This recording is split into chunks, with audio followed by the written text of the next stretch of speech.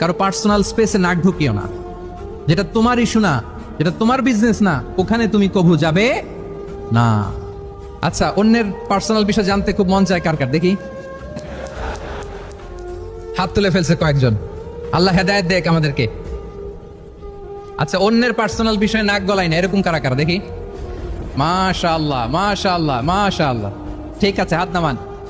ঠিক আছে, এবার দুইবারের একবারও যারা হাত তোলেন নাই তারা হাত তোলেন। আপনারা কি করেন? আচ্ছা, তাহলে অন্যের পার্সোনাল ইস্যুতে আমরা আজকে থেকে নাক গলাবো?